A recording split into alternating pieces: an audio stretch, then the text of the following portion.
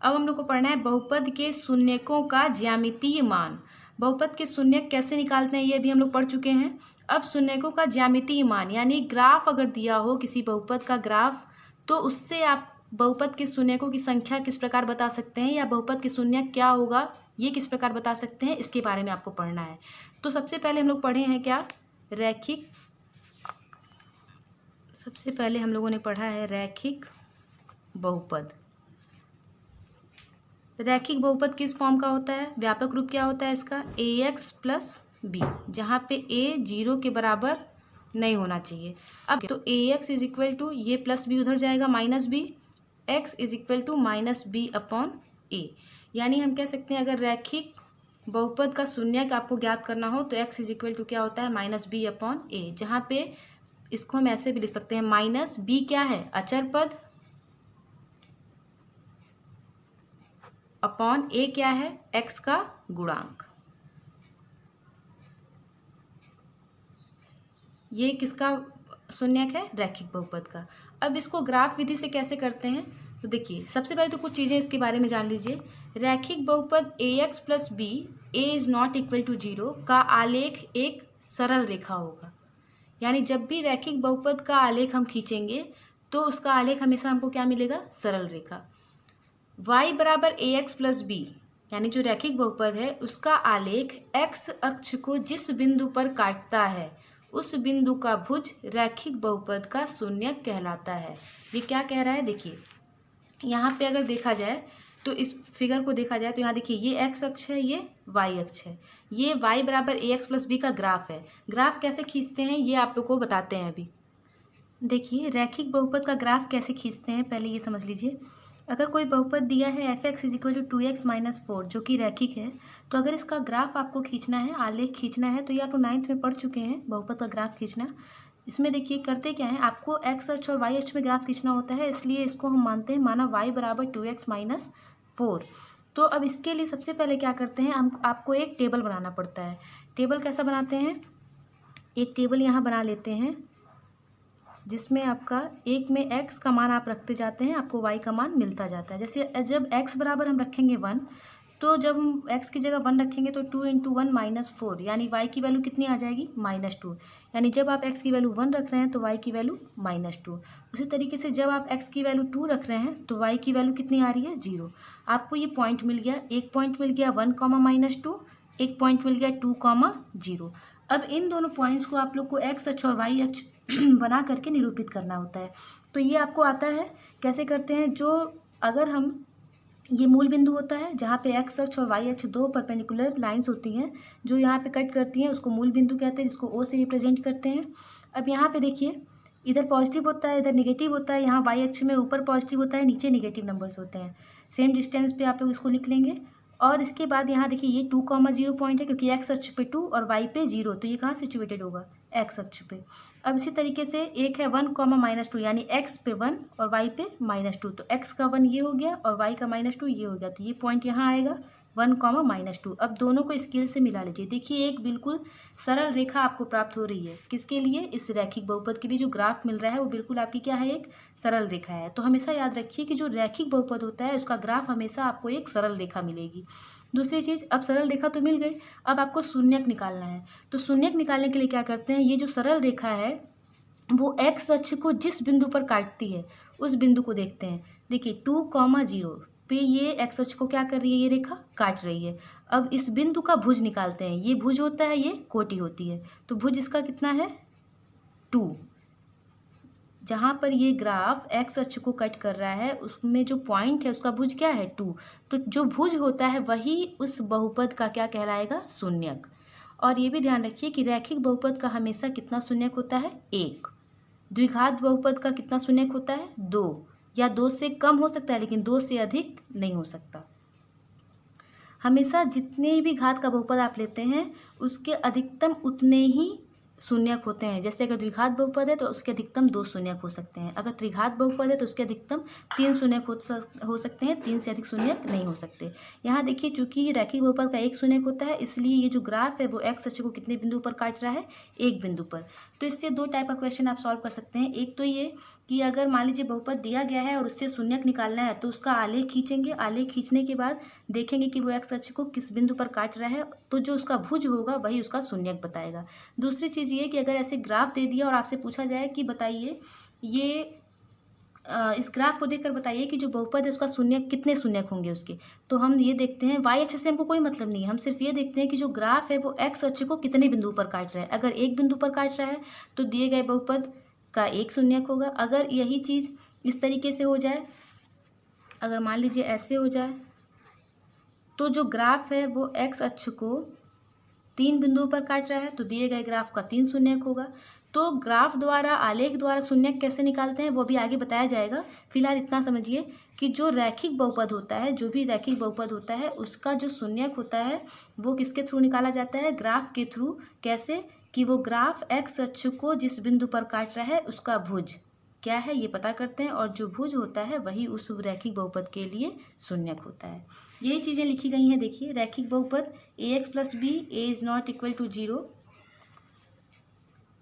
का आलेख एक सरल रेखा होगा, पहली चीज़ ये। दूसरी चीज़ ये कि इसका जो आलेख होगा वो एक्स अक्ष को जिस बिंदु पर काटता है उस बिंदु का भुज रैखिक बहुपद का क्या कहलाता है, शून्यक कहलाता है। तीसरी चीज़ क्या है कि रैखिक बहुपद ax प्लस बी का ग्राफ एक्स अक्ष को ठीक एक बिंदु पर काटता है।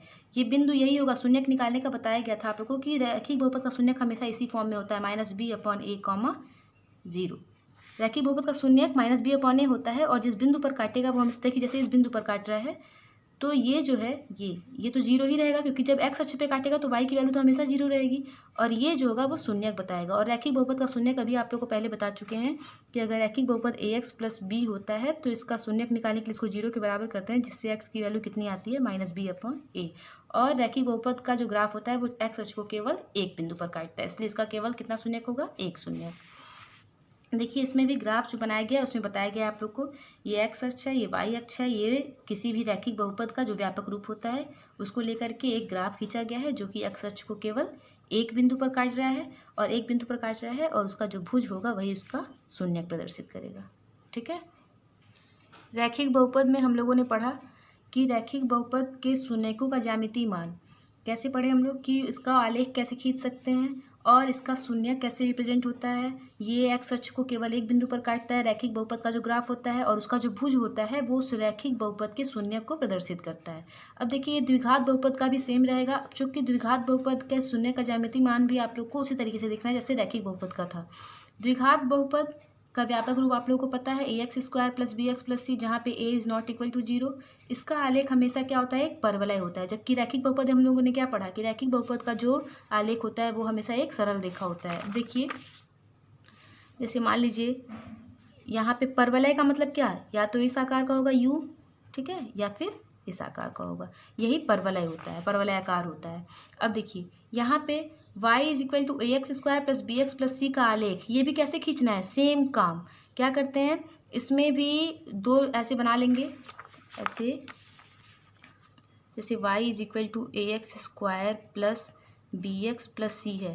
मान लीजिए अगर हम मानते हैं y is equal to 2x² plus 3x plus 1 है, मान लेते हैं, तो इसमें क्या करेंगे, इसको भी यहाँ पे x लिखेंगे, यहाँ पे y, x की वैल्यू पुट करते जाएंगे, y की वैल्यू मिलती जाएगी। और उसी तरीके से जहाँ जहाँ ऐसे x अक्ष y अक्ष पे जहाँ जहाँ पॉइंट मिलेगा उसको हम क्या करेंगे, मिलाते जाएंगे, और मिला करके जब बनेगा तो या तो इस आकार का बनेगा या तो इस आकार का बनेगा, या तो ऐसे आपका परवलय बन जाएगा या तो ऐसे परवलय बन जाएगा। ठीक है, तो ये वही काम है जैसे आप लोग को रैखिक बहुपद में बताया गया था। इसके बाद ये बताया गया था कि जितने घात का बहुपद होता है उससे अधिक किसी भी बहुपद के शून्यक नहीं होते हैं, अधिकतम उतने ही शून्यक हो सकते हैं जितनी उसकी घात है। द्विघात बहुपद के अधिक से अधिक कितने शून्यक होते हैं, 2 शून्यक। और अगर आप लोगों को शून्यक निकालना है कि क्या होता है, तो उन बिंदुओं के भुज जहाँ पर इसका आलेख एक्स अक्ष को काटता है वही क्या कहलाता है, द्विघात बहुपद का शून्यक। जैसे देखिए यहाँ पे बना हुआ है एक्स अक्ष है, ये वाई अक्ष है, यहाँ देखिए एक ग्राफ बना है, द्विघात बहुपद का क्या बना है, ग्राफ। यहाँ पे अगर देखा जाए तो ये एक्स अक्ष को कितने बिंदुओं पर काट रहा है, 2 बिंदुओं पर। तो ये एक बिंदु है, एक बिंदु ये है, तो जो इस बिंदु का भुज होगा वो पहला शून्यक प्रदर्शित करेगा, जो इस बिंदु का भुज होगा वो दूसरा शून्यक प्रदर्शित करेगा। ठीक है, अब इसी तरीके से यहाँ देखिए ये जो दिया गया है यहाँ पे द्विघात बहुपद का ही ये ग्राफ है, परवलयाकार है, ये द्विघात बहुपद का ही ग्राफ है, लेकिन ये एक्स अक्ष को कितने बिंदु पर काट रहा है? एक बिंदु पर। तो इस स्थिति में द्विघात बहुपद का कितना शून्यक होगा? एक। क्यों? ऐसा कब संभव है? जब देखिए समान शून्यक मिल जाए। जैसे मान लीजिए अगर हम किसी द्विघात बहुपद को सॉल्व करते हैं और उसको सॉल्व करने पे जब हम ग्राफ बनाते हैं तो हमको ये मिलता है कि ये पूरा जो ग्राफ बन रहा है वो एक्स अक्ष को केवल एक बिंदु पर काट रहा है। तो इसका मतलब क्या हो गया कि द्विघात बहुपद का केवल एक शून्यक होगा। ठीक है। अब इसके बाद मान लीजिए अगर इस तरह की स्थिति आ जाए कि ये द्विघात बहुपद का हम ग्राफ बना रहे हैं और ये एक्स अक्ष को कहीं पे भी नहीं काट रहा है, इसका मतलब कि उस द्विघात बहुपद का कोई शून्यक नहीं होगा। ठीक है। तो तीन तरह की स्थितियां आप लोग पढ़े। एक तो ये कि अगर मान लीजिए इस तरीके से कटा है द्विघात बहुपद का ग्राफ, एक्स अक्ष को दो बिंदुओं पर काट रहा है तो दो शून्यक होंगे। अगर मान लीजिए अगर इस तरीके से काट लिया, अगर ऐसे काट रहा है तो ये आपका एक शून्यक हो गया। लेकिन अगर आपका ग्राफ ऐसे कट रहा है यानी इस तरह के द्विघात बहुपद का कोई शून्यक नहीं होगा। चलिए इसी तरीके से त्रिघात बहुपद का भी होगा। त्रिघात बहुपद में भी अधिकतम कितने शून्य हो सकते हैं, शून्यक हो सकते हैं? तीन से अधिक शून्यक उसके नहीं होंगे। और इसके बाद यहाँ देखिए त्रिघात बहुपद के शून्यकों का ज्यामितीय मान सेम वैसे ही निकलता है जैसे आप लोग रैखिक और द्विघात के लिए पढ़े हैं। अभी एग्जाम्पल क्या उसमें आपके बुक में आगे एग्जाम्पल दिया है, उससे और ज़्यादा क्लियर हो जाएगा। पहले चीज़ें समझ लीजिए, कॉन्सेप्ट समझ लीजिए।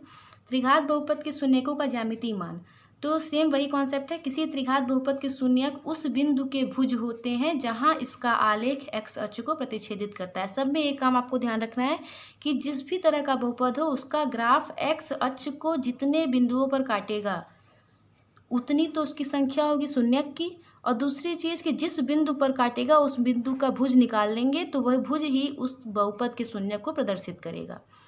त्रिघात बहुपद का आलेख एक्स अक्ष को कम से कम एक और अधिक से अधिक तीन बिंदुओं पर काटता है। मतलब तीन से अधिक बिंदुओं पर तो काट ही नहीं सकता क्योंकि तीन से अधिक शून्यक होंगे ही नहीं। दूसरी चीज़ कम से कम एक पे जरूर काटेगा त्रिघात बहुपद का आलेख। ठीक है। और इसके बाद त्रिघात बहुपद के अधिक से अधिक तीन शून्यक होते हैं, ये तो पता चल गया आप लोगों को। आलेख द्वारा आप कैसे निकालते हैं बहुपद के शून्यकों की संख्या? तो देखिए किसी भी बहुपद का आलेख एक्स अक्ष को जितने बिंदुओं पर काटता है उन बिंदुओं की संख्या उस बहुपद के शून्यकों की संख्या के बराबर होती है। देखिए इसके कहने का मतलब क्या है? इसके कहने का मतलब यही है कि मान लीजिए अगर हम ऐसे कोई ग्राफ बना दिए और कहा जाए कि सिर्फ ग्राफ देख के बताइए कि शून्यकों की संख्या कितनी है, तो आप लोग देखेंगे गिनेंगे। वाई अक्ष से कोई मतलब नहीं, वाई अक्ष को कितनी बार काटता है इसका कोई मतलब नहीं है। बस हमको ये देखना है कि ये एक्स अक्ष को एक, दो, तीन जितने बिंदुओं पर काटेगा उस बहुपद के उतने ही शून्यक होंगे। ठीक है। अभी एक्सरसाइज में भी आपका क्वेश्चन दिया होगा, उसको सॉल्व करेंगे तो और ज़्यादा क्लियर हो जाएगा। यहीं पे आपका ये 2.1 के लिए जितने भी कॉन्सेप्ट की ज़रूरत थी और बेसिक कॉन्सेप्ट जो चाहिए था बहुपद